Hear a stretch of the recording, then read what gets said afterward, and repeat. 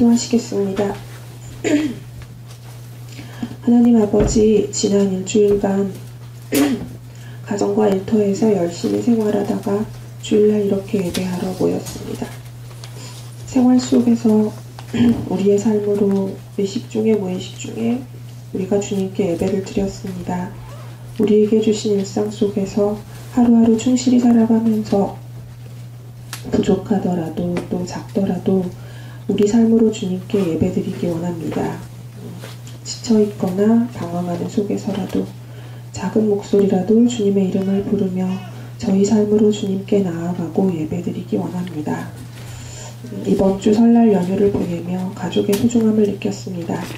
하나님께서 만들어주신 가족을 기쁠 때나 슬플 때나 또 사이가 좋을 때나 나쁠 때나 귀하게 여기고 섬길 수 있도록 도와주십시오.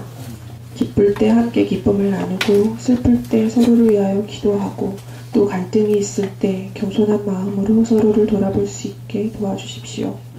또 우리처럼 돌아갈 수 있는 고향이 있고 만날 수 있는 가족이 있는 우리들도 있지만 지금도 자녀를 잃고 팽목항에서 슬픈 마음으로 돌아올 수 없는 바다를 바라보는 유가족들을 기억하여 주시고 하루빨리 그 모든 상황들이 좀 잘 정리가 되고 진상조사가 철저하게 이루어져서 그 가족들의 아픔이 또 우리의 마음의 아픔이 좀 사라졌으면 좋겠습니다.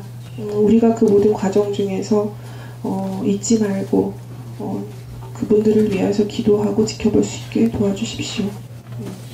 또한 우리를 새마음 공동체로 부르셨으니 서로를 가족처럼 이해하고 섬기며 한 몸을 이루어가게 하시고 또 지금도 여러가지 모습으로 교회를 섬기시는 지체들에게 또 서로 칭찬과 위로와 격려로 감사의 마음을 표현하고 또 사랑과 관심이 필요한 지체들에게 우리가 더욱더 따뜻한 마음으로 다가갈 수 있게 도와주십시오. 우리가 새마음 공동체를 섬기는 걸 통하여서 사랑을 알아가는 우리 교회가 될 수 있게 도와주십시오. 우리의 삶 속에서 진정으로 매일의 삶 속에서 주님께 예배하며 성령의 능력으로 우리의 속사람이 강건해지고 매일의 삶 속에서 예수님의 임재를 경험할 수 있게 하여 주시고 또 우리가 매일매일 작은 노력으로라도 서로를 이해하고 섬기면서 예수님의 사랑을 깊이 알아가는 우리 모두가 될 수 있게 도와주십시오. 어린아이로부터 청소년, 청년, 장년에게까지 모두 이르기까지 주님 우리를 새마음 공동체로 부르신 부르심의 뜻이 흘러가서 우리가 더욱 건강하고 견고한 공동체가 되게 하시고 나보다는 서로를 낮게 여기며 남을 더 낮게 여기고 서로를 세워가는 교회가 되게 도와주십시오. 우리 모든 예배의 순서로 주님께 영광 돌리기 원합니다. 우리가 주님의 은혜를 받고 기뻐하며 주님께서 우리의 예배를 통하여서 정말 기뻐하시기를 원합니다. 이 모든 말씀 예수님의 이름으로 기도합니다. 아멘.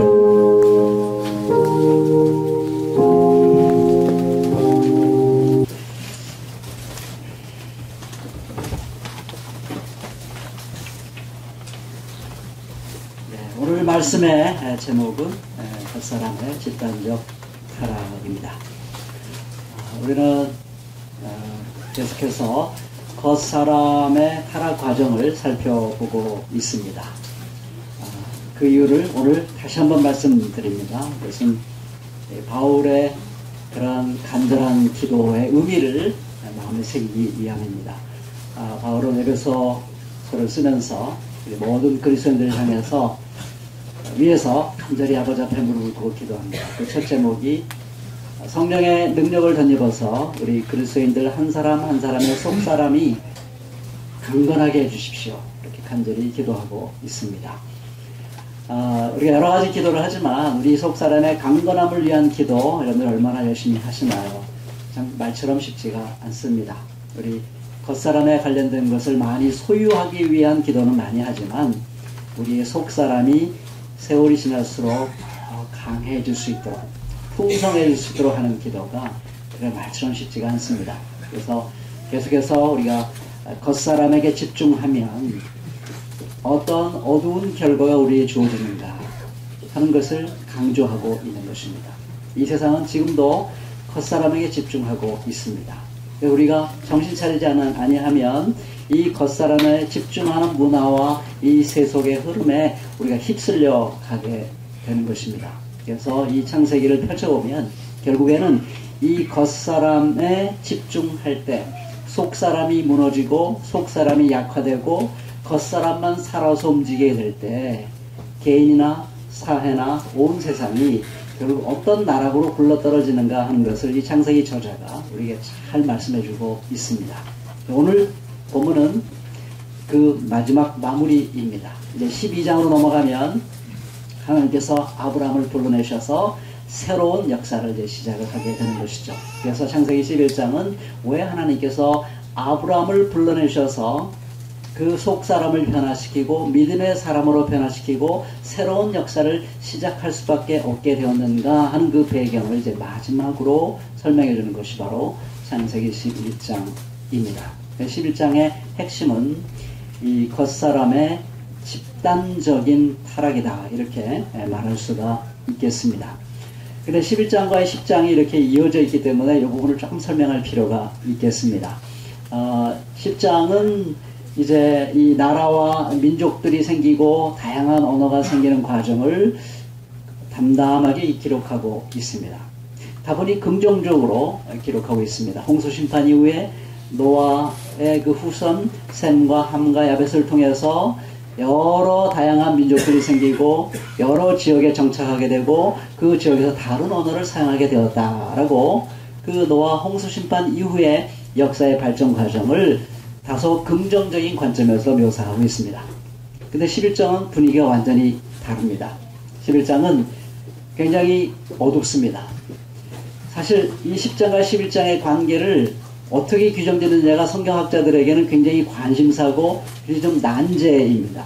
갑자기 10장에서는 다양한 민족이 생기고 다양한 언어가 생겼다고 해놓고 11장에서는 원래 언어가 하나였다. 그런데 이러이러한 과정을 통해서 언어가 달라졌다. 이렇게 얘기하고 있습니다. 굉장히 그 다양한 언어가 생긴 과정이 인류의 집단적 타락 때문이었다 하는 것을 설명해주고 있습니다. 그래서 저는 여기서 성경 저자의 창세기 저자의 아주 깊은 그 성찰을 여기서 보게 됩니다. 이 두 가지 양면성을 우리에게 동시에 전해주고 있는 것입니다. 양적인 면에서는 인류의 다양한 민족이 생기고 이렇게 그 확장되어가는 과정이 어떤 면에서는 긍정적인 요소가 있다. 그러나 질적인 면에서는 거기에 심각한 문제가 발생하고 있다라고 우리에게 동시에 얘기해주고 있다고 저는 생각을 합니다. 그래서 이 11장에 나오는 이 집단이 10장에 나오는 누굴까? 이거 중요하지 않다고 저는 생각합니다. 학자들이 찾아보려고 노력했는데 잘 안 찾아져요. 여러 이견이 많습니다. 그래서 그게 중요한 게 아니고 그것은 성경 저자의 깊은 관심은 아닙니다. 성경 저자는 큰 틀에서 노아 홍수 심판 후에 인류의 진행 과정을 긍정적인 면과 부정적인 면을 동시에 우리에게 보여주고자 하는데 그 깊은 목적이 있다고 생각을 합니다. 저는 이 두 양쪽의 측면을 다 보는 것이 특히 오늘 현대인들에게 저는 굉장히 중요한 의미가 있다고 생각을 합니다. 왜냐하면 우리 현대인들은 겉표면적인 어떤 양적인 진보와 양적인 발전에는 굉장히 환호를 보내고 박수와 갈채를 보내고 거기에 관심이 집중되고 있습니다. 그러나 그런 양적인 면에서 진보와 발전의 과정 속에 어떤 질적인 면에서 어둠이 도사로 있는가에 대해서는 예의주시하지 않는 경우가 참 많습니다. 그래서 역사가 발전하는 것 같지만 진보하는 것 같지만 사실은 진보하지 않고 퇴보할 때가 많은 그런 상황이 보여지게 되는 것입니다. 그래서 오늘 이 말씀을 통해서 우리는 역사 발전의 그 질적인 면에서 어떤 어두운 측면이 도사리고 있는가 하는 것을 좀 잘 살펴봤으면 좋겠고요. 그런 어두운 인류 역사의 발전 과정에서 정말 필요한 것은 누구냐? 이 속사람이 강건해진 사람, 아브라함과 같은 사람, 이런 사람이 정말 필요한 것이다 하는 것을 다시 한번 깨달을 수 있는 기회가 됐으면 좋겠고요. 이 본문을 생각하면서 그래 맞아. 한 주간 지나면서 정말 내 속사람이 주님의 성령의 능력으로 강건해지도록 내가 기도해야 되겠구나 하는 그런 동기부여가 매주마다 새로워질 수 있기를 진심으로 바랍니다. 자, 그럼 먼저 이 집단적 타락의 핵심을 한번 살펴보도록 하겠습니다. 저자는 이렇게 얘기를 시작하죠. 언어가 온 세상에 원래는 온 세상의 언어가 하나뿐이어서 모두 같은 말을 썼다. 이렇게 이야기를 시작하고 있습니다. 이건 굉장히 긍정적인 이야기라고 저는 생각을 합니다. 이것이 얼마나 이상적인 상태인가 하는 것을 이 성경 저자가 글을 쓰는 사람이에요. 문자를 활용하는 사람입니다. 그렇기 때문에 온 세상이 원래 하나의 언어를 사용해서 다 같은 말을 쓴다는 게 얼마나 좋을까. 번역의 수고를 듭니다. 번역할 필요가 없어요. 그냥 말하면 다 통해요. 그게 얼마나 이상적인 상태인가를 여기서 사실 말해주고 있는 것입니다. 언어가 다르면 여러모로 불편합니다. 우리 똑같은 대한민국에서 때로는 말귀를 못 알아들을 때가 있어요. 다른 지역에 가면은, 제주도에 가면 말할 것도 없고요. 말이 안 통할 때가 참 많습니다. 매우 불편하고 서로 오해의 소지가 있고 소통이 잘 되지 않습니다. 제가 이 유학 얘기 잠깐 하면요. 1학년 때입니다. 신학 공부를 하는데 다 영어로 쓰잖아요. 저도 영어가 안 들리고 말도 못하고 하는 거기에 대한 일화가 참 많습니다. 여러분들 웃기려면 제가 그 얘기만 하면 웃길 수 있는데 제가 그 얘기는 안 하겠습니다. 너무 창피해서 안 하겠는데 근데 제가 그러니까 똑같은 영어를 쓰는 것 같긴 한데 다 이상하게 다른 영어 같아요. 그래서 이 사람들이 영국 사람들이 아니고 다른 나라에서 온 사람들이구나 하고 제가 물어봤어요. 어느 나라에서 왔니? 그랬더니 자기 영국 사람이래요. 그래서 보니까 스코티시, 웨일시, 아이리시, 노던 아일랜드 사람들 다 발음이 완전히 달라가지고 저는 다른 나라 사람인 줄 알았어요. 참 불편하더라고요. 저는 3년 동안 공부하고 또 나중에 또 공부를 더 하면서 제가 나중에 어떤 생각이 들었냐면 제가 공부하느라고 참 힘들었습니다. 힘들었는데 내가 이거를 영어로 공부하지 않고 한국말로 공부했으면 제가 한 10년 공부했거든요. 그거 반으로 뚝 잘라서 5년만 했으면 될 거를 제가 10년을 한 겁니다. 10년을. 얼마나 억울한지 이놈의 영어 하면서 제가 영어만 아니었더라면 이 한국말 했더라면 얼마나 좋았을까 하는 그런 생각을 해봤습니다. 여러분, 언어가 다양하다는 것 굉장히 불편한 거, 많은 에너지가 낭비되는 것이 틀림없습니다. 그래서 이 창세기 저자는 그걸 잘 아는 거예요. 그래서 원래는 전 충분히 공감해요. 원래는 온 세상 사람들이 다 똑같은 하나의 언어를 썼고 같은 말을 했다. 이거 굉장히 중요한 의미를 담고 있는 그런 말씀인 것입니다. 근데 그것이 왜 그 아름다운 이상적인 상태가 깨졌는가 하는 얘기를 지금 그 저자는 하고 싶은 것입니다. 그것은 일군의 집단이 있었는데 그게 누구인가는 그렇게 중요하지 않습니다. 일군의 집단이 동쪽, 아마 에덴의 동쪽이겠죠. 에덴의 동쪽입니다. 타락해서 에덴으로부터 쫓겨나서 동쪽으로 갑니다. 그 동쪽에서부터 이동을 하여 오다가 시날 땅 한복판, 시날 땅, 이것도 구체적으로 어디냐가 크게 중요하진 않습니다. 막 방황하다가 평야를 딱 보니까 사람들의 생각이 여기다. 이제 더 이상 방황하지 말고 여기에 우리가 정착하자. 여기에 터를 잡자라고 공감대가 형성이 됩니다. 그리고 그들이 몇 가지 중요한 결정을 하게 되는데요. 첫째로는 건축 자재를 발전시키자라고 합의를 합니다. 그래서 돌로 뭘 지으려고 하면 힘들잖아요. 벽돌을 만들면 이 벽돌 가지고 집을 짓는 건 훨씬 쉽습니다. 돌이라는 건 다 모양이 다 다르기 때문에 그걸로 뭘 집을 지으려고 하면 힘들어요. 그러나 벽돌은 인간이 만들면 딱딱딱 규격화되기 때문에 그걸로 집을 짓는 게 훨씬 쉽습니다. 그러니까 돌보다는 이제 벽돌을 단단히 굽자, 건축 자재를 새롭게 발전시키자라고 결의를 합니다. 그리고 흙도 어려워요. 흙이 자꾸 이렇게 잘 안 붙잖아요. 그러니까 그걸 역청으로 만들면 벽돌을 쌓고 역청을 바르고 붙이면 이게 집이 되지 않겠냐 하고 이 건축 자재를 새롭게 개발하는데 굉장히 열정을 다하기로 결심을 하고 또 그렇게 열심히 노력을 합니다. 두 번째, 자 그렇게 자재가 이제 새롭게 만들어졌으니 열심히 건축하자라고 결의를 합니다. 그래서 도시를 건설하자. 그리고 도시를 건설할 때 상징적으로 그 안에 높은 탑을 하나 세우자. 이렇게 결의를 합니다. 그 탑을 쌓는 데는 굉장히 깊은 의도가 담겨져 있는데요. 두 가지 의도가 담겨져 있습니다. 그건 뭐냐? 이 탑을 높이 쌓아서 하늘에 닿게 하자. 이 하늘이라는 말은 옛날에 지금이나 다 이 신적인 어떤 영역이라고 말할 수 있겠습니다. 하늘에 우리의 능력으로 하나님의 위치에 올라가자. 그런 얘기입니다. 우리는 하나님 필요 없다. 우리가 하늘에 올라갈 수 있다. 그러니 뭐 하나님 뭐 필요했겠느냐. 우리가 높은 탑을 쌓아서 하늘에 올라가면 우리가 하나님을 대신해서 우리가 스스로 하나님의 자리에 서서 우리의 삶과 우리의 사회를 우리가 발전시키고 개발하고 건설해 나갈 수 있지 않겠냐라고 뜻을 보인 것입니다. 모은 것입니다. 그래서 결국 뭐냐, 하늘에 닿게 함으로 말미암아 하나님의 이름에 더 이상 우리가 그 가려진 그런 존재가 아니라 우리 스스로의 이름을 찬란하게 온 세상이 보도록 그렇게 우리의 이름을 날리자, 이렇게 결심을 하게 되는 것입니다. 집단적 결의를 합니다. 두 번째 집단적 결의는 뭐냐, 그들이 한 몸이 되어서 결의를 하는데, 자, 우리가 더 이상 흩어지지 말자. 흩어지지 말고 이제 도시 안에 똘똘 뭉쳐서 우리만의 도시를 만들어서 여기서 더 이상 불편하지 않게 아주 편안하게 안락하게 우리들만의 삶의 공간을 잘 만들어가자라고 결의를 하게 된 것입니다. 이것이 저는 집단적 타락이다, 이렇게 말하고 싶습니다.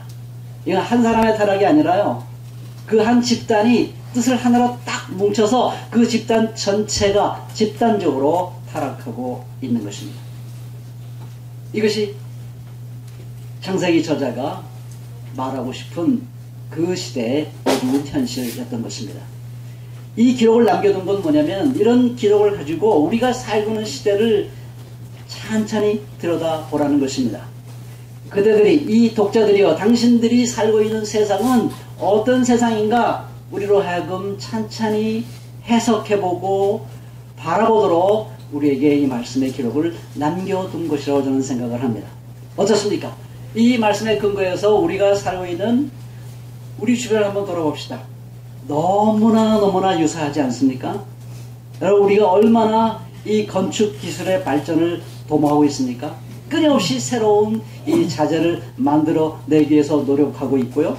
그리고 건축 방식도 늘 새롭게 개발해서 더 높이 쌓을 수 있도록 우리는 얼마나 노력하는지 모릅니다.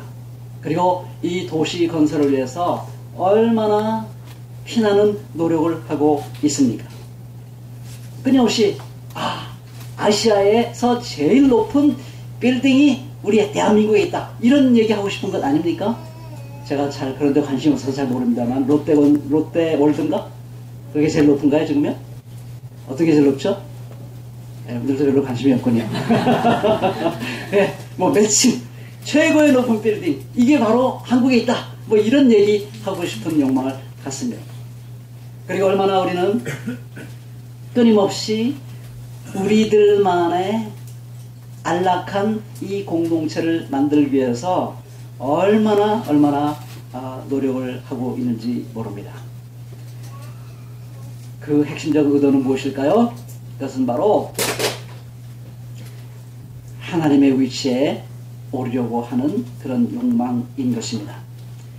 자기를 절대화하고, 그리고 모든 사람을 지배하고 모든 사람의 선망의 대상이 되고 싶어하는 이런 마음, 이것이 바로 이 본문이 우리에게 말해주고자 하는 것입니다. 그래서 이 더불어 흩어진다는 건 무엇을 의미하냐면요, 흩어진다는 것은 하나님의 뜻에 따라서 이 지구촌을 아름답게 가꿔 나가라는 그런 뜻입니다.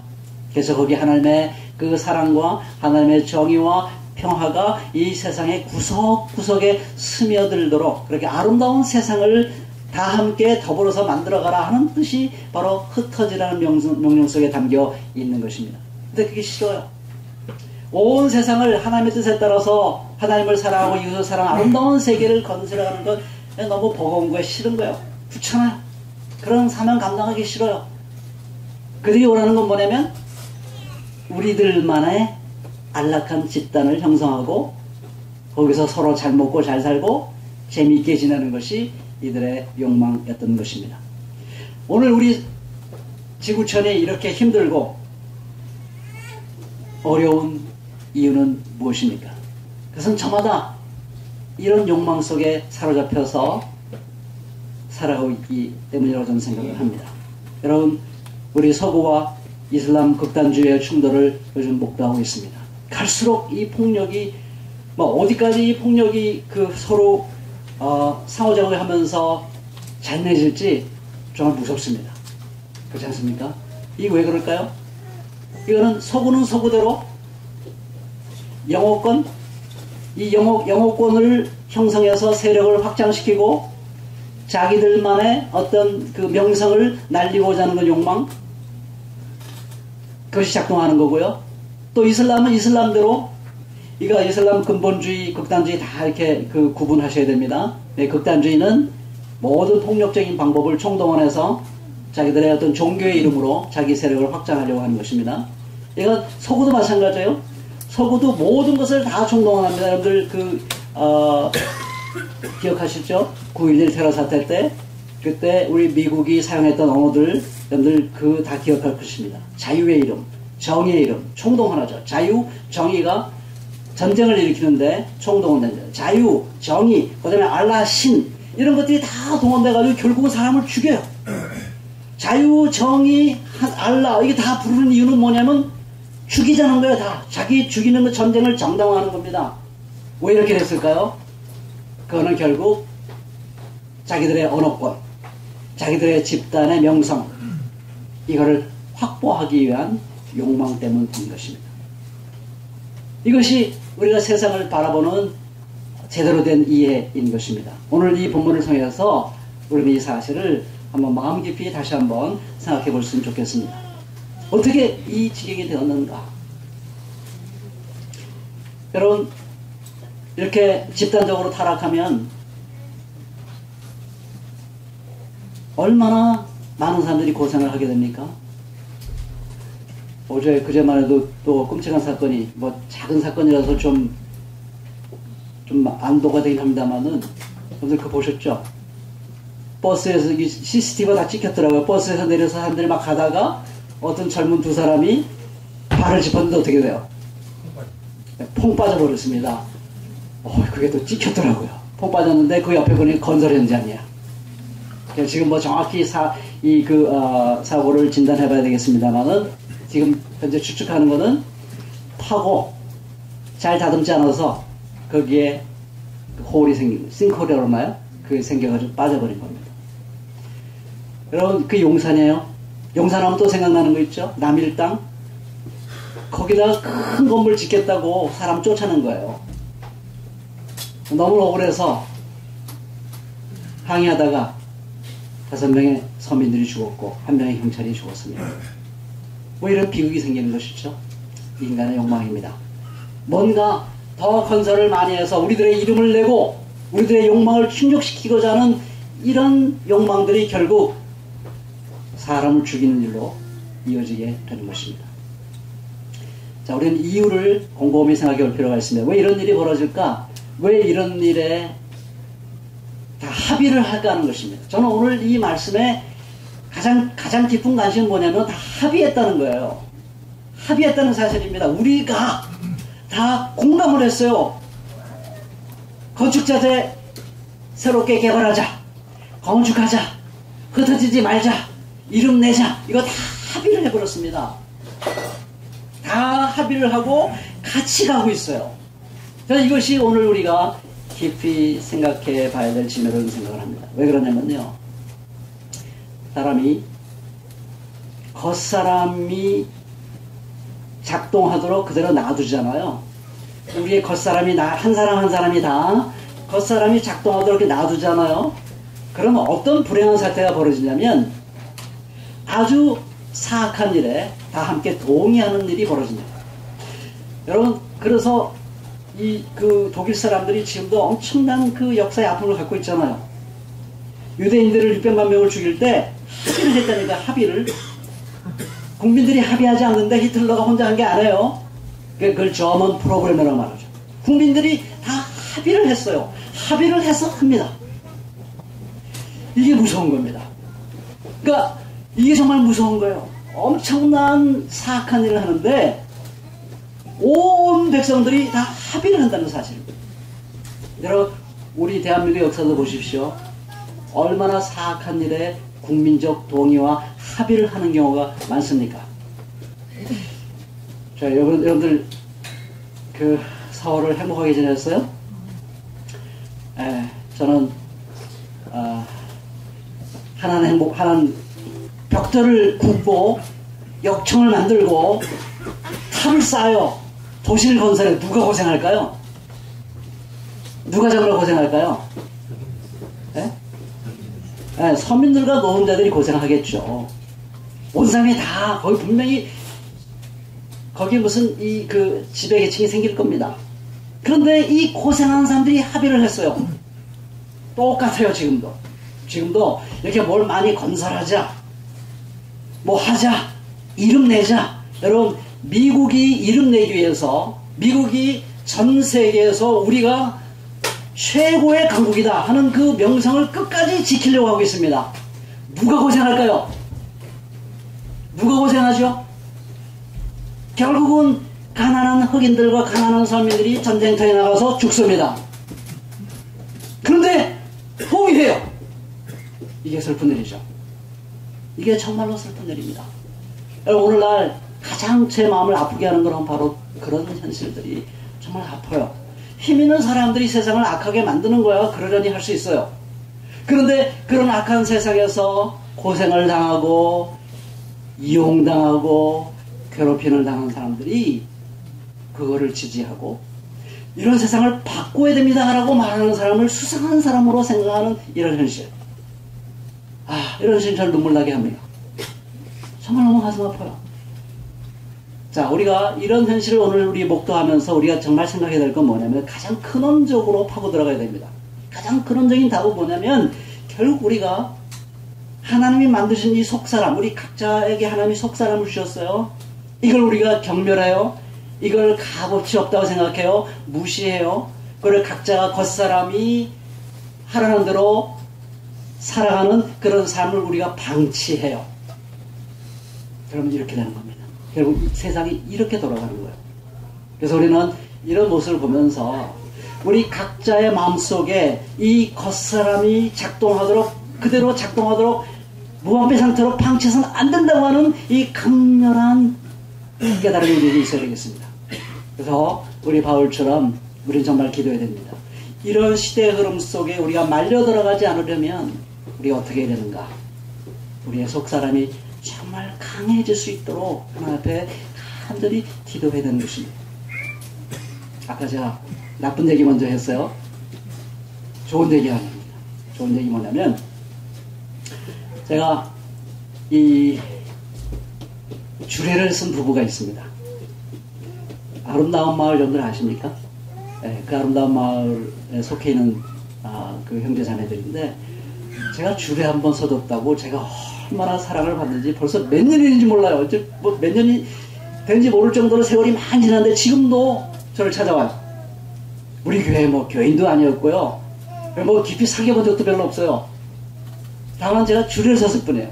그래서 어제도 선물을 들고, 그제구나. 선물 들고, 이른 아침에 저희 집을 찾아오고 인사를 합니다.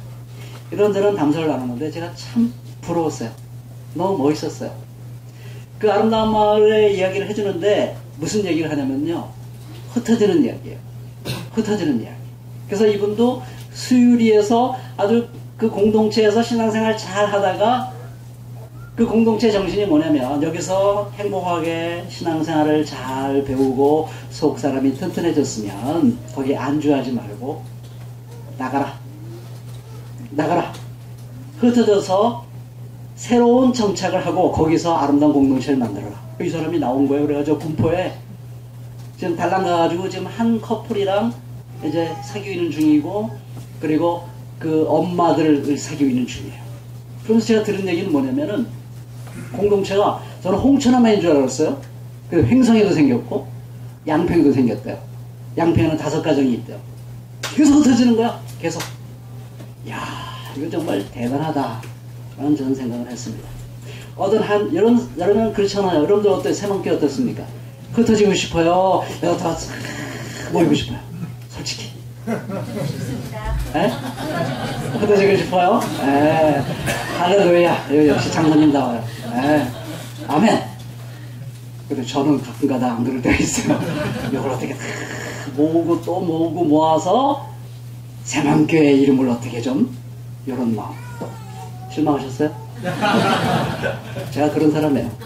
그래서 제가 주님의 은혜를 제가 고마워하고 감사하고 심령이 가난한 자는 복이 있다는 말이 저는 그래 좋습니다. 가만 놔두면, 박두콘을 가만 놔두면 그런 마음이 어디선가 설설설설설 나와가지고 나를 장악합니다. 그 때문에 우리는 매일마다 주님 앞에 가난한 마음으로 나가서 기도해야 되는 것이죠. 주님, 오늘도 주님께서 나를 다스려주지 아니하시면, 나를 통제하지 아니하시면 어느새 이 겉사람이 내 아래서 꿈틀거리고 나와서 집단적 타락으로 몰아가는데 제가 주역을 할 만한 그런 사람이 되고 싶어하는 욕망을 제가 갖고 있습니다. 우리 기도해야 되는 것입니다. 여러분, 새 마음이 건강한 교회로 끊임없이 자라가려면 바로 흩어져라 하는 이 주님의 말씀을 우리 항상 기억해야 됩니다. 우리만의 집단적인 행복을 위해서 우리는 존재하지 않습니다. 그것은 집단적 타락의 길입니다. 주님께서 원하시는 것은 우리 마음을 넓혀서, 그래서 우리가 때로 우리 공동체를 위한 기도도 잘 모르시죠? 그래서 막 기도하려면 힘드시죠? 그래서 해야 되는 겁니다. 그래서 우리 마음을 여는 거예요. 그래서 우리 울타리 밖의 세상을 향하여서 우리 마음이 항상 나아가야 되는 것입니다. 그리고 하나님 안에서 이 세상이 구석구석이 아름다워지도록 우리의 삶을 드리고 우리 교회를 드려야 되는 것입니다. 그것이 바로 하나님이 원래 의도하셨던 모습인 것이죠. 그래서 하나님은 이 일군의 집단이 타락해 갈 때 가만 놔두지 않으시죠. 개입하십니다. 자세히 보시고 내려오시고, 이건 하나님의 깊은 사랑에 관심을 얘기하는 것입니다. 가만 보니까 이 언어가 하나이기 때문에 이들이 뜻을 하나로 모으고 이런 일을 저지르구나 하는 걸 보십니다. 그래서 언어를 혼잡시켜서 그것을 흩어 버리십니다.